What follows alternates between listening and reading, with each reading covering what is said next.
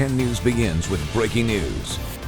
Nearly 24 people are injured in Sacramento after two trains collided. News agencies there say this happened on the light rail system.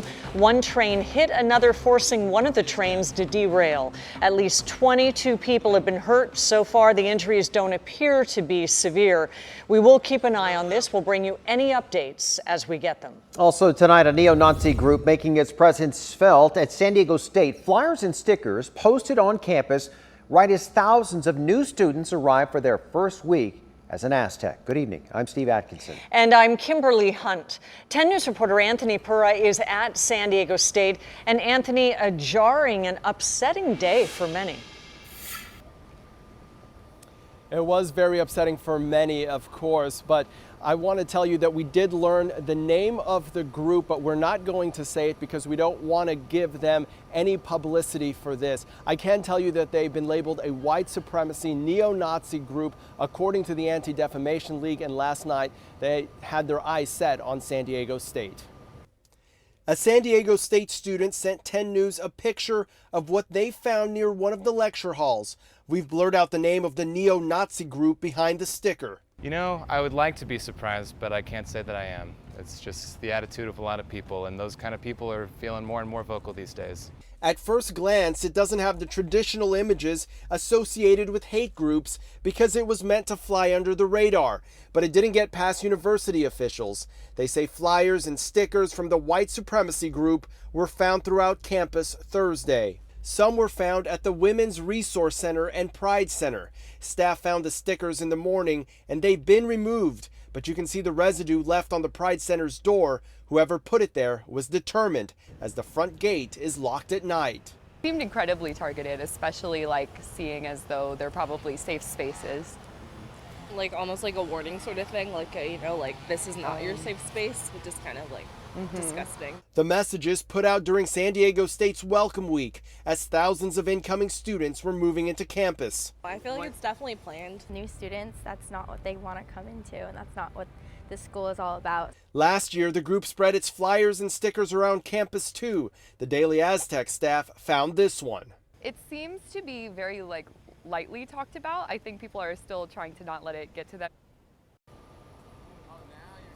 Now, the group has been known to pass out similar propaganda at other campuses across the country. San Diego State officials say that all the stickers and flyers have been removed. They are denouncing the group and their messages. We're reporting live tonight from San Diego State. Anthony Pura, 10 News. Anthony, thank you. Other acts of hate have targeted San Diego area campuses recently. In April, the Black Resource Center at San Diego State was hit by vandals. And in October of last year, white nationalist flyers were posted around the campus of Cal State San Marcos.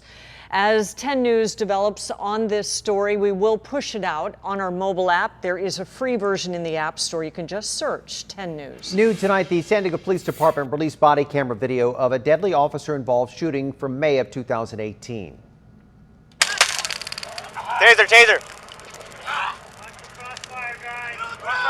Well, that video shows police tasing Raul Rivera in Nestor. Rivera ripped off the tasers and continued to struggle even after beanbags were fired. At one point, Rivera yelled at officers, quote, "Is that all you got?" The violent scene comes to an end when police say Rivera charged them with a knife. Of course, we've frozen the video at the point where officers shot and killed him. At the time, family members told 10 News Rivera was in a bad mental state and wished police had helped him, not hurt him. As recently as May of this year, Rivera's family members called on the police department to release all of the footage and reports from the incident. Well, today's release is part of a Team 10's continued push for police records under a new transparency law.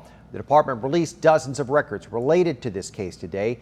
Our Team 10 is now looking through them, and we'll have more of those findings tomorrow. And both the San Diego Zoo and the museums at Balboa Park will be back open tomorrow after a gas leak created chaos today. A construction crew working on the zoo's newest project hit a gas line. Both the San Diego Zoo and the museums at Balboa Park had to be evacuated and closed for the day. People had come from all over the world for a chance to see the animals. The park gave guests tickets to the safari park to comp them for the day. You ain't do this. No, I'm not going to talk to you. New video of teenagers causing chaos at a grocery store. A mother is sharing a testy encounter she recorded at this South Bay Vons. Our 10 News reporter Travis Rice explains what she's hoping the community will learn from it. Good evening. The mom says she's sharing the video in hopes that the teens' parents will see it and also to discourage this sort of behavior. Stop! Stop! Stop! It's exactly how you're not supposed to leave the grocery store. Kids do stupid things.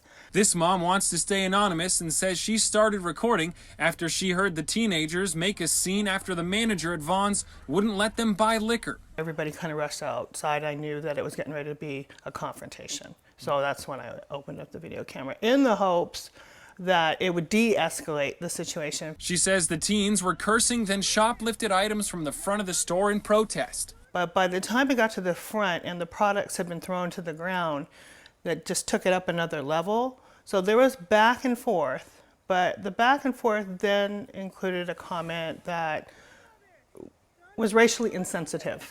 Hey, learn proper English. That incited the situation because the boys were walking away.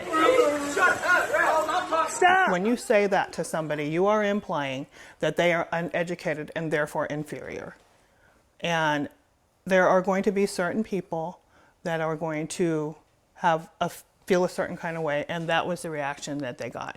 That's when one of the boys threw an unopened energy drink into the crowd. Stop!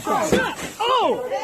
Stop! That would have been a whole different level. It would have been assault, and anything could have happened. That can could have hit anybody. No one was hurt, and the kids got away, but this mom says it's not too late for someone to intervene. Somebody could have really got hurt. And at the same time, though they are responsible for what they do, they're still our kids. We also have reached out to Vons Corporate to see how they are handling the matter and are waiting for comment back. In Otay Ranch, Travis Rice, 10 News. All right, the cook accused of plotting to unleash a deadly attack at a Los Angeles Marriott now faces 4 felony counts. Rodolfo Montoya pleaded not guilty today. He was arrested Wednesday after his co-worker tipped off police about the planned attack at the Long Beach Hotel. Investigators recovered an arsenal of weapons at his home. They believe he planned the attack on his own. Montoya faces a possible maximum sentence of more than 5 years in state prison. He's due back in court September 30th. Well, immigration attorneys are preparing to deal with a new policy that could impact their low-income clients. The Trump administration announced new restrictions on visas for immigrants who have received public assistance. And 10 News reporter Matt Boone spoke to a lawyer and an immigrant about the impacts the policy could have. Matt. Kim, this new policy would not affect people who are coming to the United States seeking asylum or refugees. However, it would apply to people who are here legally already on visas or people trying to apply for a visa. But now their finances will be front and center in the application. I'm worried that people are going to be scared to ask those who really need it. Jacob Sapochnik is an immigration attorney. One of his clients, Michael, who did not want us to show his face, says he used Medi-Cal benefits while he was a student. The medical cost compared to Russia is very expensive. You don't have insurance here. You can get hit with a big bill if you don't have any insurance. As a student with limited income, he says he wasn't trying to abuse the system. In fact, he says he was more motivated to end up being self-sustaining. Students that didn't have that financial backing, they strive to succeed. And they have more ambition and goals actually to succeed. He now has a job and recently did receive his green card. My goal is to be a great U.S. citizen, pay my taxes, hopefully create jobs. But under the new Trump administration policy set to go into effect in October, that green card would have been in jeopardy. Even for immigrants who haven't received any public assistance, they could still be denied visas if the government thinks they'll use it in the future. Our rule generally prevents aliens who are likely to become a public charge from coming to the United States or remaining here and getting a green card. Hundreds of thousands of people apply to renew visas or obtain green cards each year. Sapochnik predicts many of them will end up being kicked out of the country because of their economic status. It may impact quite a few people. Now, several states have already filed lawsuits against the Trump administration trying to block this policy from going into effect. However, right now it stands to go into effect in October. Reporting live at the border, Matt Boone, 10 News. Matt, thank you. President Trump told reporters he is seriously looking into ending birthright citizenship. That's the constitutional right established by the 14th Amendment, granting citizenship to anyone born in the U.S.